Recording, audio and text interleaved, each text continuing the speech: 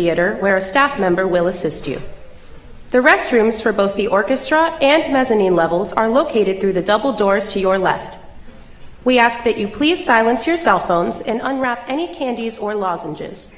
We remind you that photography of any kind is not permitted. Thank you, and enjoy the performance.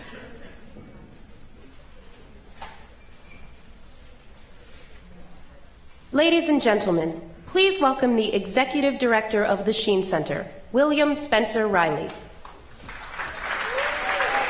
Good evening. Hi, everybody. Great to have you here tonight. You know, I've been really looking forward to this night more than any in this past several weeks that we've had so much going on at the Sheen Center. We have another theater downstairs. We just closed a terrific production of The Rainmaker. A new production from England's coming in on Wednesday about C.S. Lewis and J.R.R. Tolkien, for those theater fans out there. I just want you to know one thing. You're in for a treat because you're the first audience that will have an inside look at Heavenly Bodies. There's been so much written about this exhibit, but I'm thrilled that you literally are the first people to get the inside look. The Met has been bombarded with requests for talks, and so tonight I'm really thrilled because of the fact that the Sheen Center, it's at the heart of what we do. We love to do intelligent conversation about art, about music, about theater, about dance and film.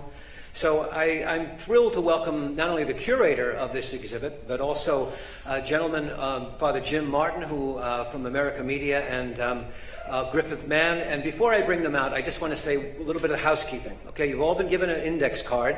And if you have a question of any of the gentlemen, just write it down, and Father Martin will ask at a certain point for you to pass it down to the end of the aisle, and the ushers will collect them. So if you have a good question, just think about it and write it down on your card. You came to see these guys, and so it's such a thrill for me to introduce them to you. Father Jim Martin, Andrew Bolton, and Griffith Mann.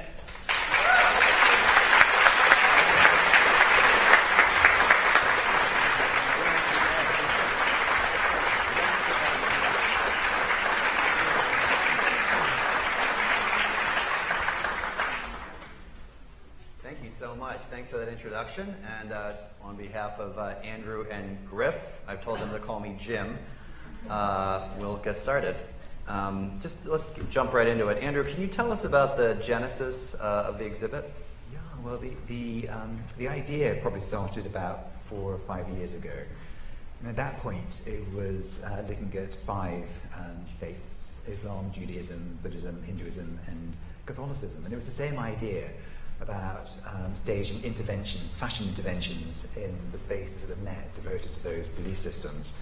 And that was the original concept for it. And then over the years, just working on the exhibition, about 80% of the designers I was looking at were really gravitating much more to Catholic iconography rather than the other 4 religious beliefs. So there was a big imbalance between Catholicism and the other 4 religions there that I was worried it could be misinterpreted.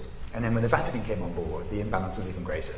So it was really, that was the idea. And also, you know, there's, as you know, a heightened sensitivity or awareness around the relationship between fashion and religion, art and fashion within contemporary culture. And we try to put on an exhibition that, in a way, relates to the collective conscience or has a sort of contemporary resonance.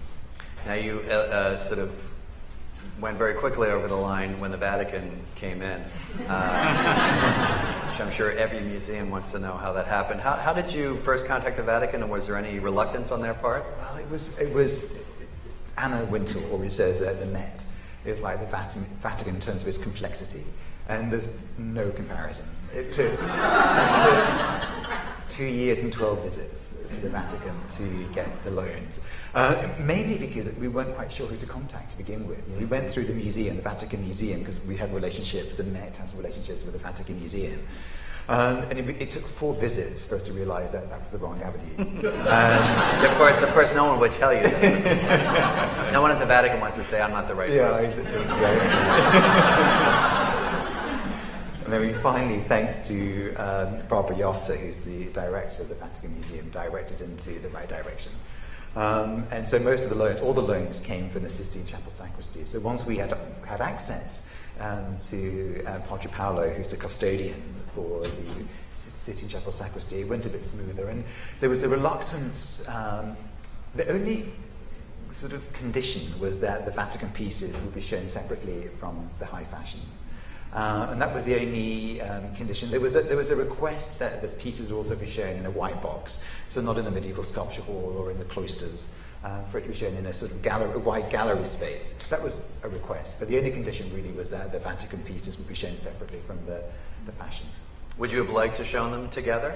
Yeah, there was a couple of pieces. There was one, the John Galliano for Christian Dior. In terms of the embroidery, it was done by two incredible embroidery houses in Paris, two Petit Main workshops. But just to compare the embroidery to the embroidery of the Vatican pieces, so I think that would have been a nice comparison. And there was also a Chinese designer called Guo Pei who created a garment that was entirely inspired by a papal tiara. So I think those comparisons would have been good, but yeah. They accepted the Matisse chasuble in the corridor, but none of the fashions. Now, I as a layman, I'm always curious, how does a papal tiara or several papal tiaras travel? Did someone have to go over and collect it? Or? Well, there was one that did come with two security guards, which was the one that was made out of, or comprises 18,000 diamonds and 1,000 emeralds and sapphires. That came with bodyguards. But the rest were just art shipped. Yeah. The rest were? Shipped by art packers. Oh, really? Which is how we normally ship. Not FedEx box. Now, Griff, how did you determine to use the cloisters? Was that something that happened at the very beginning of the planning, or? Yeah, I mean, I think it was there from the very beginning when Andrew had already done a great deal of work, actually. It was about a year and a half ago that we began working with him, my colleagues in the medieval department, and especially Barbara Bain, the lead curator at the Cloisters installation. By the time we entered the picture, Andrew was already in storyboard, so we walked into a conference room for one of our initial meetings, and there was already the kind of beginnings of the checklist on the walls with some pairings that Andrew had been thinking about. But it was really the framework that I think Andrew began to develop as the show evolved that made a kind of natural separation between the material that's on view in the main building versus the material that is now on view at the Cloisters. That's interesting. How did you determine which would go where? Was there... Well, I would say it was really your concept to feature the material in the main building that was directly... Well, some of the material in the main building is actually inspired not just by Catholicism and the art that surrounds it, but also by the great traditions of the Eastern Christian Church, namely the Byzantine Empire. So there was material that naturally made sense there. And I think some of the quieter costumes and the Cloisters environment really began to emerge as an actor in and of itself. The spaces of the Cloisters really lent themselves to some of the installations that people will see up there. Were either of you interested in portraying any of the mannequins in prayer on the Fifth? What do you say? The main building? Is that what you say? The main building. Yeah. Because I know at the Cloisters, they look in a sense more prayerful. Were you sort of tempted to do that? Well, it's interesting that when we began working, we interviewed several architects to work on the design of the exhibition.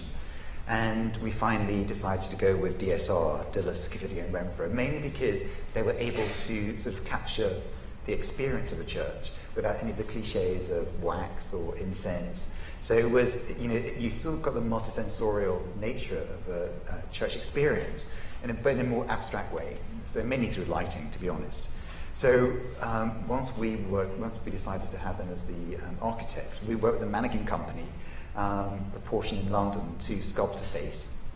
That was, it was meant to be inspired by the Pieta in St. Peter's Basilica, but it very early transpired that the sculptor wasn't Michelangelo, so he was sort of unavailable. It was a few, probably about 6 different sculptors before we finally got there. The only thing I really wanted was to have her eyes closed, so to have more of a sort of contemplative or prayerful sort of face. So that's really how we arrived at the mannequin that we finally. It adds so much to see them with their eyes closed. It makes you feel like you're entering into kind of their space as well. Mannequins are always hard in an exhibition context because it's obviously static, and part of the whole experience of both fashion but also vestments is the dynamism and in motion. So it's always tricky to have them just in a static sort of space. Did you decide to? I'm always curious about this.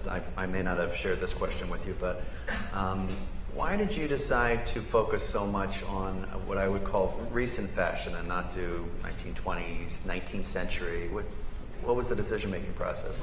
We have pieces, probably the earliest is from the 20s, and from Schiaparelli, who was a Catholic, a devout Catholic, was actually baptized in St. Peter's Basilica and grew up in the sort of shadows, literally, of St. Peter's Basilica. And Lanvin, also from the 30s, who was very much inspired by the paintings of Fra Angelico, and they're on display in the Lehman wing. But the majority of designers, you're right, really began working with Catholic iconography really from the 80s onwards. And I think in the 90s, part of it was a reaction to the cultural wars of the 90s, very similar to the contemporary art movement that was happening at the time as well. So part of it was a sort of reaction to some of the censorship that was happening during the cultural wars. But it's interesting seeing, because about 90% of the designers in the show are Catholic, and many no longer practice, but their upbringing really informed their creative development, and that to me came as a surprise. You know, the exhibition is very much inspired by Andrew Greeley and David Tracy's works of the Catholic imagination. And as a curator, you're always interested in finding what, in a way, drives an artist's creative impulses and imagination. And I never thought it would be one's faith or one's religion that really lay at the heart of one's creative imagination. So originally the show was looking at designers who were inspired by Catholic iconography and symbolism, but as I began working on the show, it became much deeper about the nature of creativity. Speaking of which, however did you get David Tracy? One of the great theologians of our age. I stalked him for about 2 years. What was your first, did you read his works on the Catholic imagination? Or? I did, right, the analogical imagination, which was, really heavy going, and Andrew Greeley's is a much more sort of manageable version. Yes.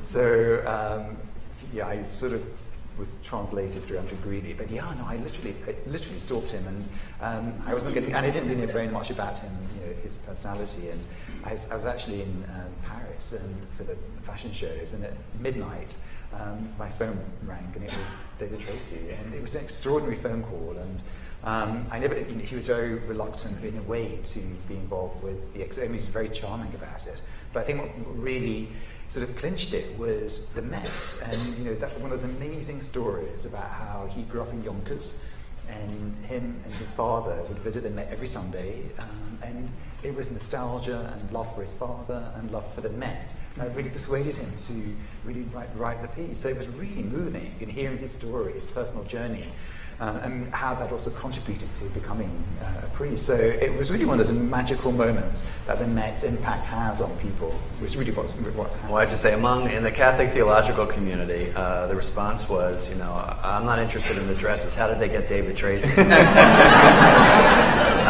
funny, I actually didn't know that story. I didn't realize at the time he was like the J.D. Salinger. He is. Of theology. Yeah. And it's a beautiful essay.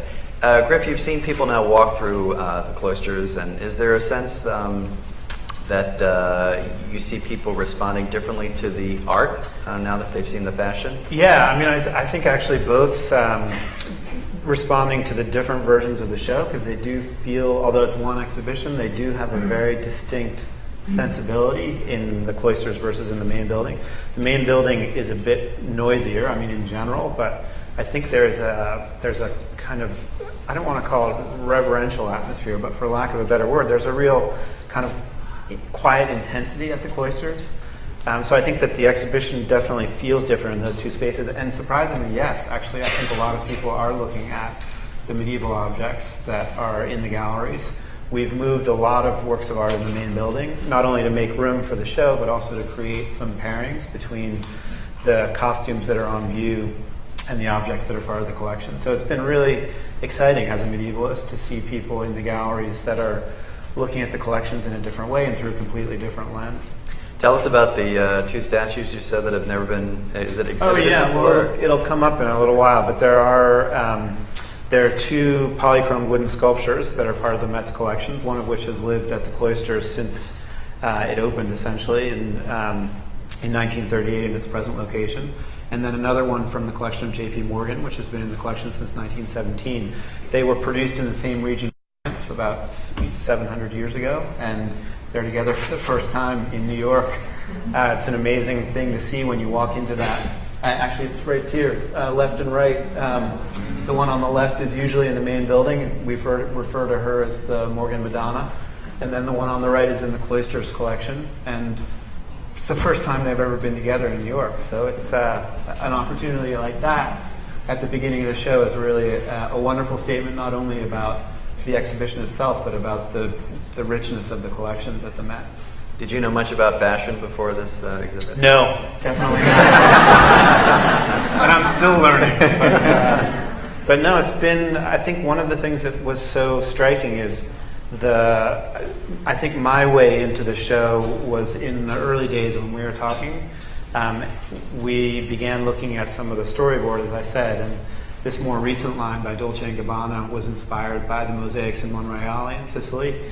And knowing those mosaics, I was really able to not only see the references that they're making to the mosaics themselves, but also the ways in which the techniques that they're using evoke the kind of piece-by-piece setting of individual tesserae that is an important part of mosaic work. So I think for me, what's been an eye-opener is the extent to which there's such serious craft in fashion, the materials, the choice of materials, the way in which things are cut, and the various choices about what's going to be applied to these garments. That's been certainly a journey for me as a curator. Before we go any further, I want to say if you have questions, don't forget to write them down on the little cards that have been provided, and then we can ask the questions towards the end. Can we talk a little bit about the reactions? Were either of you worried about the Catholic blowback or Catholic pushback at all? Not that there is any in the Catholic Church. On the off chance, were there worries about that at the beginning? Would you say? There were, and we worked with various members of the Catholic community, yourself included, to look at the storyboard, and more to see whether there was any pieces in the show that might be inflammatory. Not that we would remove them, but just so that we would be prepared for a response. To my dissatisfaction, I remember you saying there was nothing that was inflammatory. So it was sort of, I felt I failed at my job, but it was. I think we were very concerned about it from the different levels. From both the more liberal Catholics who might see the show as being reactionary, and the more. That's interesting. Can you say a little bit more about that? Well, a little bit about the current climate and the fact that the show really was looking at an aspect of the Catholic faith that was really considered as a Baroque tradition. But also from the more right-wing side, who might see it as being blasphemous or sacrilegious. So, it was both communities we were very sort of conscious of when we were working on the thesis of the exhibition. And what would you say, both of you, what's been the takeaway for Catholic visitors? I mean, not the Catholic media, but people that you've spoken to who have seen it. What would their reactions be? Yeah, I don't know if this will directly answer the question, but I think just responding to what Andrew said, for me, one of the main concerns was being authentic to the collection and the historic materials that we are responsible for as curators. So I think that's where we really appreciated the opportunity to work very carefully and early with Andrew on some of the selections. I think many people are amazed by the depth of engagement that some of these designers have had over a long period of time with not only the imagery, but in some cases the costumes of the Catholic Church. I mean, that's one of the things that's striking about the Cloisters. I mean, this image up on the screen, for instance, is in the Ponto Chapter House, but there's a kind of comfort that these objects seem to have at the Cloisters in particular that I think speaks to the relationship between the architecture and the kind of sympathetic juxtapositions and pairings that are set up. I mean, there are certainly pieces in there that I think people are surprised by and maybe even offended by, but I think one of the challenges is maybe separating the exhibition from the gala, where their individual responses are much different. So I don't know. I mean, I think for me, the main anxiety was really being as authentic as we could with the objects in the collection. I think it's amazing to see. For me, it's hard to go to the exhibit. I haven't seen the Cloisters exhibit yet, and not to be impressed with the devotion of the artists, and not to be impressed with how deep the Catholic faith has obviously influenced them. And I mean, I would have a hard time saying, well, this is offensive because I don't like what you did with your inspiration. I mean, it wouldn't make sense to me. So I mean, I think the sort of sensitivity of the Met also may put that in more perspective for people who don't know much about fashion. One of the things I was most impressed about was that the placards were just as detailed about the religious art as they were about the fashion, and that you don't get. I mean, that's one of the benefits of being at the Met, I guess, but that was very impressive.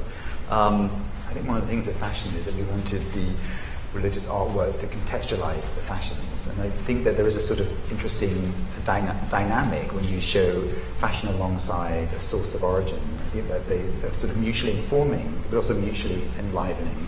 So in terms of our community and the fashion community, they might perhaps look at the fashions first, and then we did the artwork second, but they both inform each other, and it was always our intention from the beginning to create a dialogue between the fashions and the religious artworks as a sort of storytelling tradition of the Catholic imagination. So that was very much part of our intent.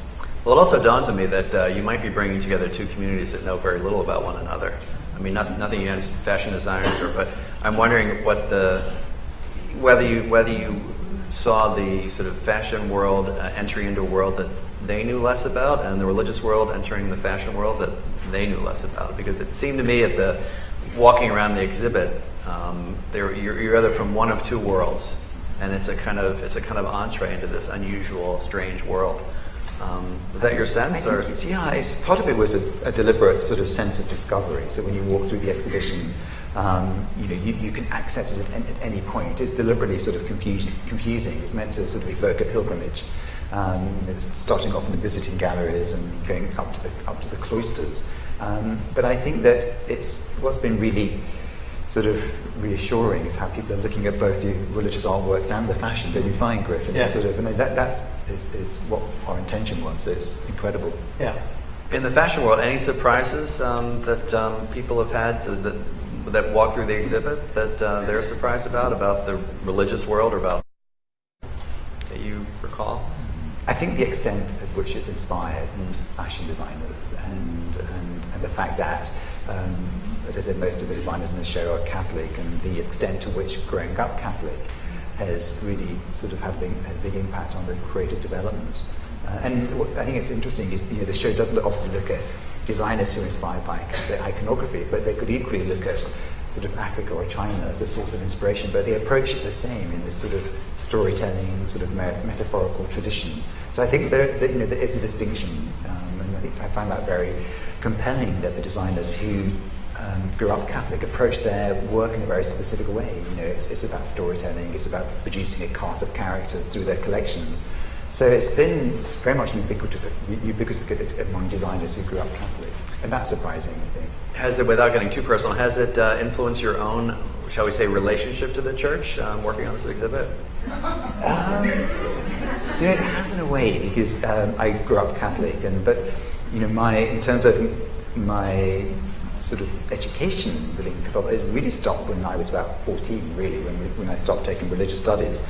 So I got a very sort of childlike and very naive approach to my faith and really my knowledge. So it did, obviously, I was much more sort of had a crash course in doctrine and came across sort of like myths that I have held all my life, like the fact that Mary Magdalene. I always thought she was a prostitute. Yeah, poor Mary Magdalene. And I know. And it's sort of like, oh my God, that was a myth from the medieval period. So it was extraordinary. Some of my own personal sort of mythologies that were debunked. But it's been extraordinary. I think part of it also is recognizing the centrality of the body to Catholic belief, and that's something that is also very much about fashion. The fashion is all about the body, and the Catholic doctrine is really about the body incarnation or the transubstantiation. And I found that really interesting in terms of that, the inherent carnality of Catholicism, and which very much connects it to fashion. Beautiful.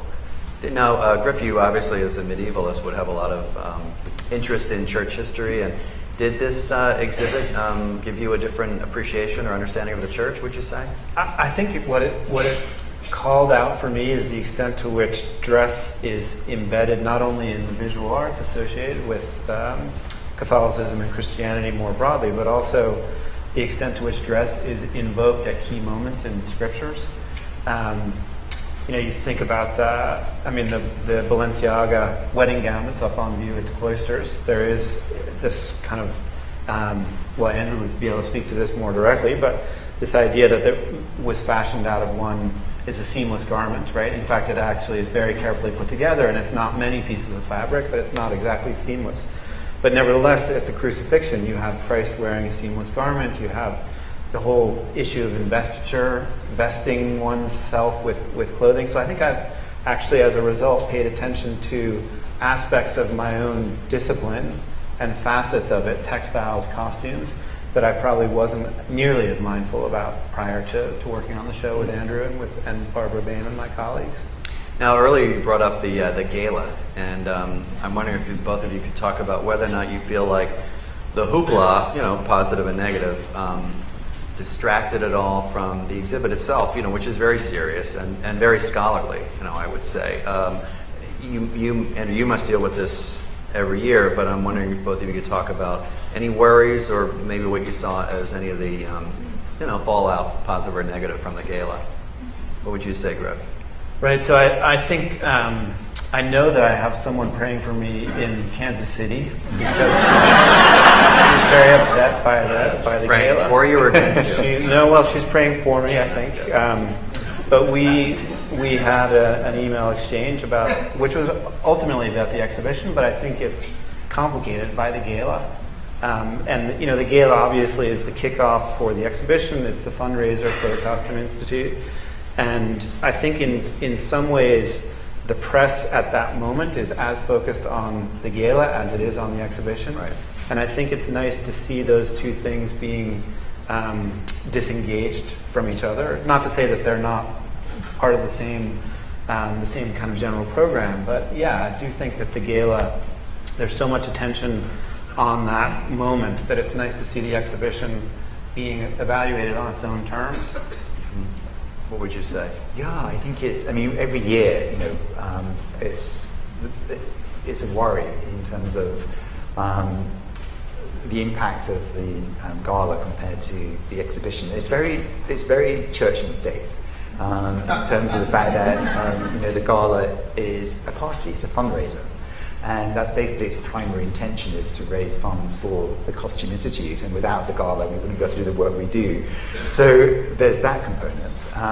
There's also the dress code component, which is always a concern. And this year in particular, and the theme, every year, you have a dress code, and this year it was Sunday best, with the sort of hint about dressing perhaps more modestly than previous years.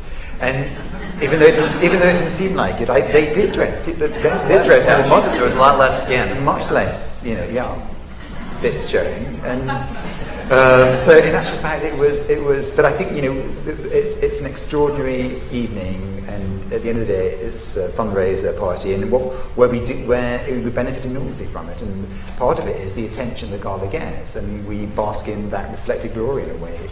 It gets hundreds of thousands of hits on Vogue.com, and as a result, it enhances the awareness of the exhibition. So, it's extraordinary. To shift gears a little bit, and maybe we can talk about the clicker is somewhere for the PowerPoint. I don't know, I'm sure it's around, but maybe we could talk about some of the individual pieces. So as we scroll through. Let's talk about, that's a Matisse, right? This is the Matisse. Can you talk a little bit about that? From Vons, and in actual fact, this is the prototype that was developed, that Matisse developed, and it was too heavy for priests to wear, so actually he donated it to the MoMA. So this is actually a prototype for the other 6 chasubles that Matisse developed. I think two of my favourite pieces are two garments that were created by designers for actual Madonna and Child statues in churches. One by Saint Laurent, which was developed for or made for a Madonna and Child statue in Our Lady of Graces in Paris.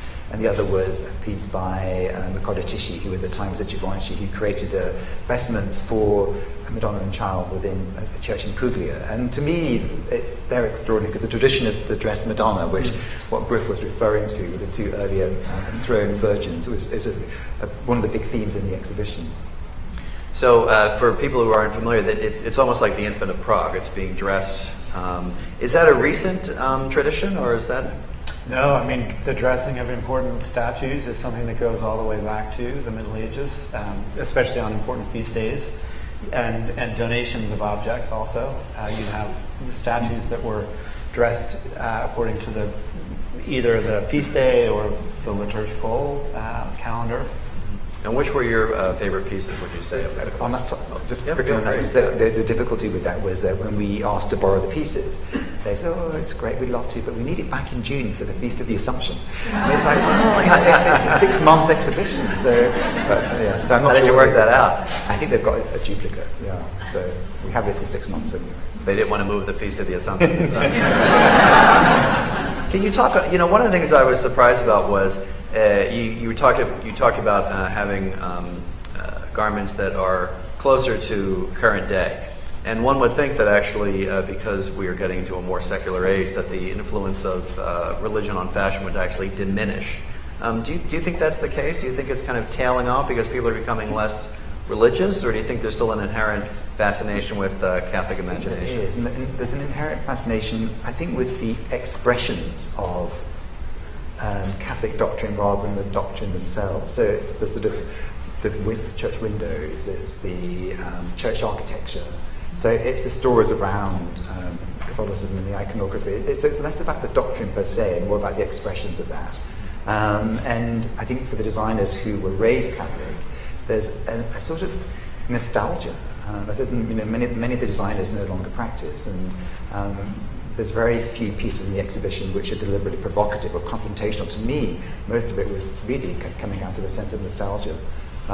So it's difficult to know when and what sparks that imagination. With the collection that Griffith mentioned about the Monreale, that was great. That was sparked by the fact that the designers went back to Sicily, where they was born, and went to the cathedral, and that inspired the collection. But I think it's the designers who are born and raised Catholic continue and to revisit that iconography and that idea of storytelling. I was actually shocked at the dresses that were taking off from Dominican habits, and I had no idea that fashion designers would be influenced so directly by obviously women religious and their habits and vestments. I was shocked to see women's dresses that looked exactly like a bishop's cassock, and to see that sort of filtered through their imagination was quite beautiful. What would you say, more generally, how do you see the role of beauty in transmitting faith? Can we start with you in terms of I think what's up at the Cloisters? I think it's central. I mean, I think that one of the easy parts about kind of working with Andrew on this project is that throughout the Middle Ages, beauty has been a fundamental vehicle for an expression of faith, in this case, a Christian faith. The soaring Gothic cathedral is an expression of striving for trying to achieve or give that sense of an extraordinary space, a space that you've never kind of experienced in your day-to-day life, that sense of uplift. I mean, at the same time, what's interesting is even in the 13th century or 12th century earlier, there's discussions about the difference between beauty as it's expressed in the church and the costliness that's involved in some of that expression. So I think that's one of the interesting things about the exhibition now, is that one of the flashpoints is certainly the kind of seemingly excess of some of these garments. And that's not a new conversation. That's a conversation that goes all the way back to people like Bernard of Clairvaux, who's writing at the middle of the 12th century. So I think for me, beauty is a fundamental and central aspect of an expression of faith. Trying to visualize something that you can't see. I think that's a pretty powerful motivator for the imagination. Also, that the flashpoint of what Pope Francis is trying to do now, which is to try to simplify. And a Catholic friend of mine said, it was very interesting that the loans from the Vatican are John Paul and before, right? And the question was, are they doing that on purpose? Was the Vatican trying to make a point? I said, I don't know if the Vatican understands fashion that well. But the idea that Francis himself would eschew the triple tiaras, what would you say, how does, maybe in your own life, how does beauty transmit faith, would you say? I think that part of this show was, part of the inspiration was also Balthasar's work on theological aesthetics, where he talks about how one's first perception of the mystery of God is less about truth and more about beauty. And I think that Benedict talked a lot about how beauty was the sort of bridge between the believer and the non-believer. And I think it's something that's very sort of, in that way, the sublime, the idea of how it does change how you perceive a viewpoint. And I think that part of the show is trying to create a more nuanced look at how beauty can affect faith. Let's now that I have the clicker, let's see if we can pause. That's one of the. Yeah, here's the. Can we talk a little bit about that and maybe describe the provenance and what we're seeing? Yeah. So this is the piece that was made by Saint Laurent for the Church of the Our Lady of the Graces in Paris. And it's an extraordinary sort of fate of the haute couture. The craftsmanship's extraordinary. Apart from the icicles you see are actually from Christmas decorations. So from Swedish Christmas decorations. But this was a piece that he designed in the 80s. Okay. Here we go. For the Madonna was based on the Virgin of Our Graces. And is it still in the church? So it's still in the church, yeah. And do they have other designs? They have a duplicate of this one. And if you go back one slide, you'll see in that one shot, both of those garments were made for statues. My church, unfortunately, does not have those. Now, this was the one, I found this. These are the ones that are based on Dominican habits. On nuns. And then there's the Daughters of Charity on the right, so-called God's geese, by the way, because of the. So who can you? I know. God's geese because they had the. I know very little about fashion. So is this all one designer? Can you explain who these are? Moschino on the far right, Dolce, a young designer called Simone, and then Tom Brown, all again Catholics, and this particular part of the exhibition was really inspired by Fellini's ecclesiastical fashion show in his movie Roma, which has a sort of very satirical approach to the hierarchy of the Catholic Church. And for the Met Fifth Avenue, we wanted to focus on the sort of pageantry and the hierarchy of the Catholic Church and the gender distinctions. And then for the Met Cloisters, the more sort of reflective and reverential side of the Catholic Church. That was the sort of dichotomy. And then here are the Catholics. That could be right out of Gamarelli's in Rome.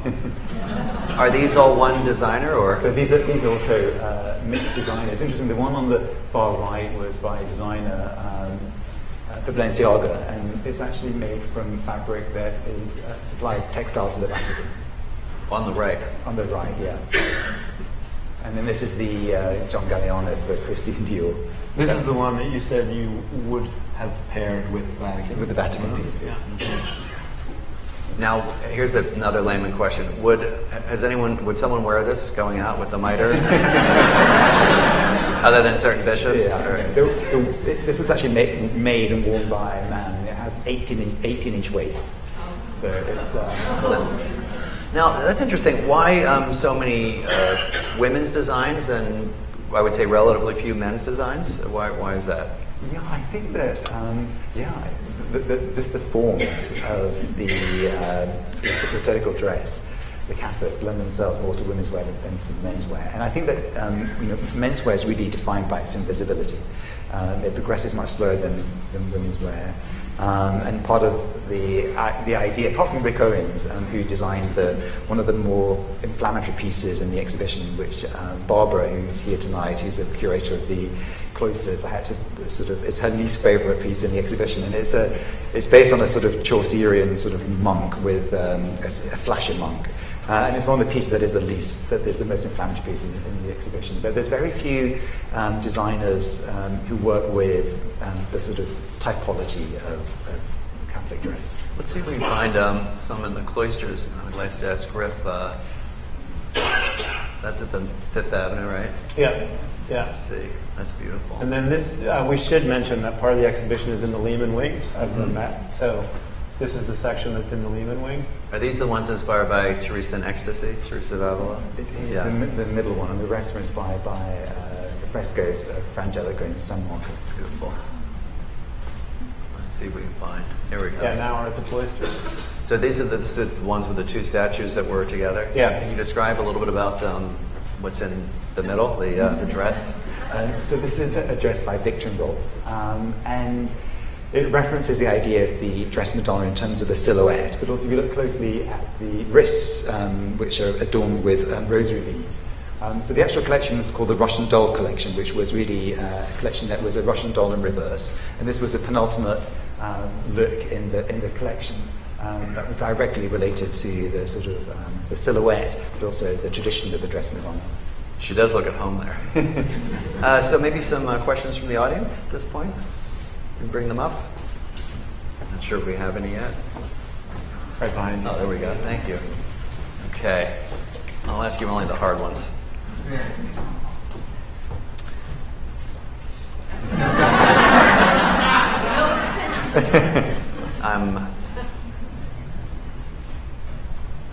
It's interesting. How would you encourage people to take a careful look at the art, to understand the conversation between fashion and the art? What a great question. How would you encourage people, both of you, to look at this? What would you say, Griff? So one of the ways in which we've tried to do that explicitly is that those objects in the Met's permanent collection that we think of as related to the exhibition, we've given labels that are black in the case of the main building. So the labels for the show are all connected by that same graphic look. So there are ways of discerning from a curatorial point of view those pairings that we really wanted people to pay attention to. But I think for many people, especially at the Cloisters, it might be their first visit to the Cloisters. And the exhibition really fills the whole museum, including a section of the gardens, as you're about to see in a little while. So I think just to be open to coming to the Cloisters and the main building and seeing these as two sides of the same show that might feel quite different but are still united by these common ideas. But if people really want to see what we thought of in terms of the objects that, from a curatorial point of view, are in the collection that should be relating to the fashion objects, it's by paying attention to the labels that are all the same set of labels. Here's a great question. I'll ask you, Andrew. An exhibition like this is the result of many decisions. What decision did you wrestle with the most? I think it was really because the original idea of the 5 different religions, I think, was a really strong idea, and I think perhaps in retrospect, if I'd focused on the veil, for example, as an item of dress that crosses the 5 religions, it would have been an easier show to have curated. I think that we barely managed doing this exhibition, so to do 5 would have been impossible, but I wish that I had focused perhaps just on that one aspect, the veil, and as a way of unity and as a way into looking at the different 5 religions. One of the things I was surprised at, I think I mentioned this the first time we met, was that I thought that there would be more just plain mannequins with religious habits as a sense. Did you consider that at all, having, for example, the Daughters of Charity, just to have the habit there, in terms of contextualizing that? Was that... We did initially think about that, and part of the exhibition was really to also showcase religious art within a museum context and the changing nature of religious art within a museum context. So the fashions were chosen deliberately to create a relationship, a dialogue between those religious artworks. So the show really isn't a sort of history of fascist engagement with Catholicism. It's much more a series of interventions between existing curatorial narratives that were established by Griff and Barbara and Melanie and Helen within the Met's collection. So the fashions were chosen really as a direct response to existing curatorial narratives. Okay, another great question. The Costume Institute puts so much sensitivity and attention into communities connecting to your exhibit, e.g. Chinese community in 2015. How much are you willing to question / spark controversy relating to those same communities? Is that kind of inevitable, would you say, or what would you think? In terms of the responses?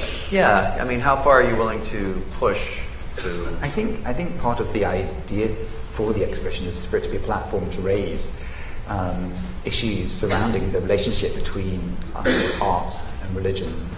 It's always been a very contested relationship, particularly since the culture wars of the 90s.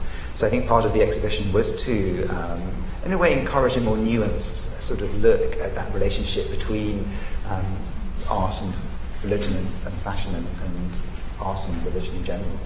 Here's a question for Griff. Best of. Which piece do you think in the Cloisters best combines the world of fashion and religion? I think for me, one of the more dramatic moments of the installation is the Balenciaga wedding dress in the Fontainebleau Chapel. I mean, there's something about the purity of the design itself. I mean, the lines are so clean and graceful, and it resonates for me with the Romanesque architecture in that space, which is all about these kind of beautiful lines, the sense of volume, the proportions. All of those, I think, are formal characteristics that one can connect to the dress itself as well. There were no photos of popes wearing the articles exhibited, i.e. vestments, tiaras, etc. Was this a conscious decision? If so, why no photos of popes? I think that I really wanted the objects to stand alone. I mean, what I found interesting working with the Sistine Chapel was how popes had particular sort of personalities that came across in the vestments. So Pope Pius, who I think reigned one of the longest, was quite the dandy. So his garments are much more flamboyant than perhaps other popes. So it was interesting to see how personalities, individual personalities, came through in the vestments that were very codified vestments. But I also wanted them to stand really as objects, because when you look at the cassock that was worn by St. John Paul II, you see him without needing to see a picture of him. It's an extraordinary moment. It has such a strong, affecting presence. The absence of him actually makes the piece stronger than the presence of him. So that was one of the main decisions. I was shocked that you got that, actually. I was shocked that you were able to get that. How many of his cassocks would they have? That one I know was later in life, and if you look at it, he shrank as we all do when we get older. But if you look at the piece, he also stooped. So the front of the cassock is much shorter than the back of it. It's because of his actual posturing. So he wore it much later in life. And one of the coups of the fashion world really were the red shoes that he wore, which. As you know, when Pope Benedict wore the red shoes, there was a huge outcry in Newsweek saying the Pope wears Prada, and there's a sort of mythology around those shoes that Pope Benedict wore Prada, which wasn't the case. They were designed by a local cobbler in Italy. But also that it speaks to the Catholic imagination and the fact that those Catholic vestments have such a big impact and a strong impact on one's imagination. There's when the Pope is elected, Gamarelli, the papal tailor, produces 3 different cassocks. Did you know this? Sort of small, medium, and large, so he can sort of step into it. And Benedict got a lot of critique when he stepped out of the balcony. It was seen as a huge fashion faux pas in the Vatican that he put his cassock over, it was cold, I guess, over the sweater. So in the first picture, when he has his arms out, you can see the black sweater, which people did not like in the Vatican. Are you here, not to put you on the spot, but are you a little disappointed that Francis is a little more simple in his... Well, it's equally ostentatious to his garments than the more Baroque pieces. It's a different form of ostentation, but to me, it's a similar ostentation. He brought the same chasuble and mitre over from Argentina. That if you see the brown one that he uses with the stripe, he's got a lot of pushback from some fashionistas in the Vatican about that as well. Is there any jewelry in the exhibit?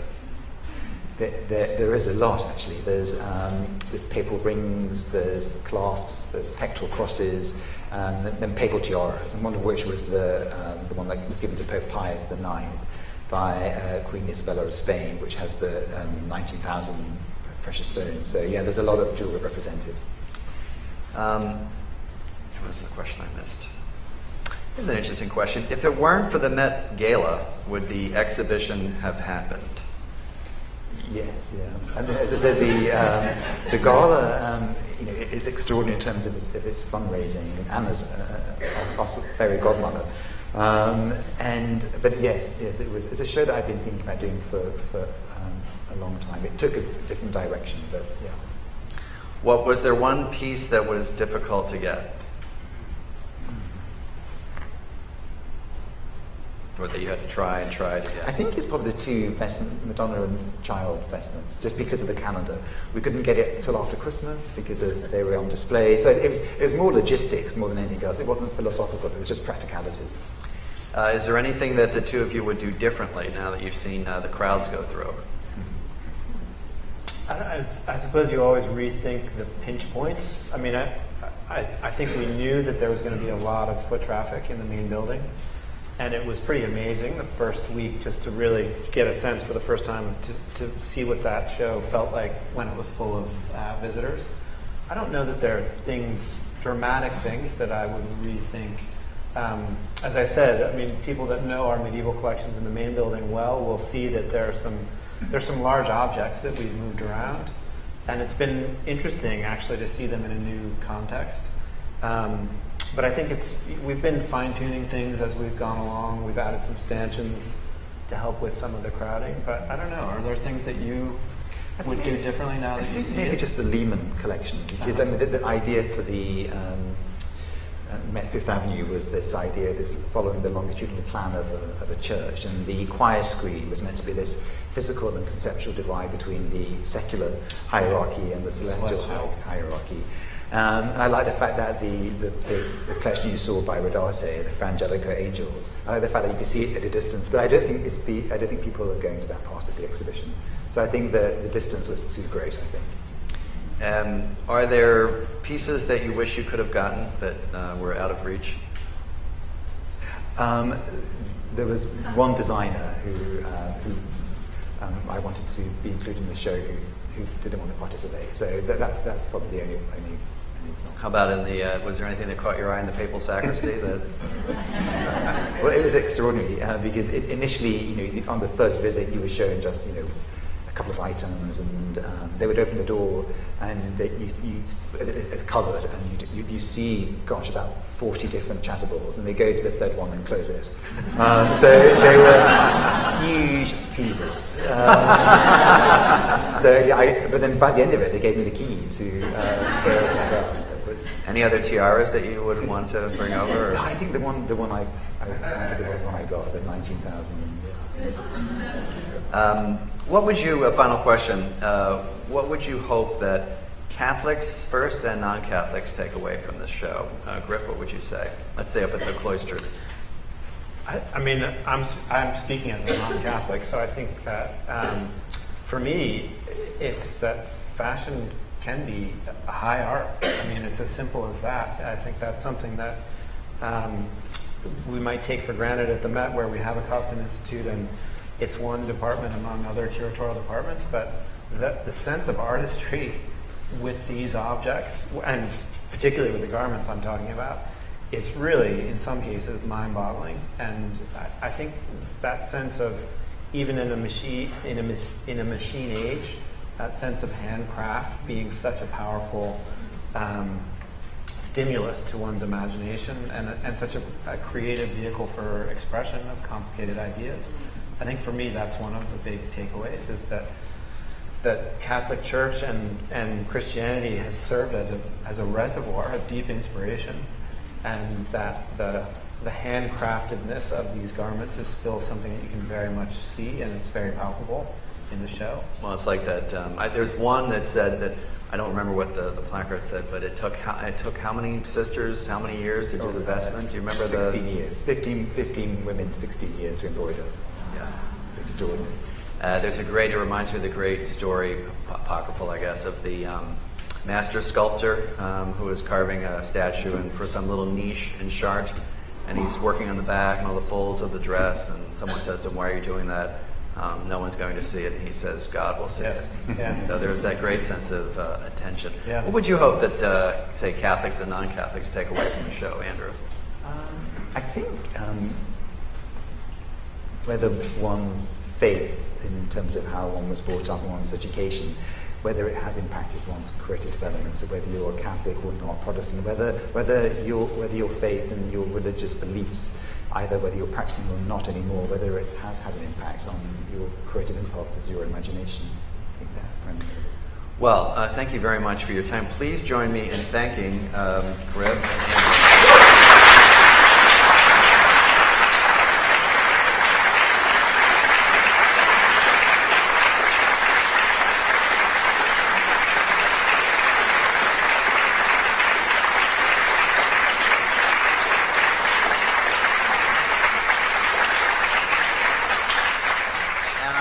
You obviously to go see the show and also to go meet us in the lobby afterwards. Thank you very much. Thank you. Thank you very much. Welcome, my pleasure. Thanks. All right, it's a pleasure.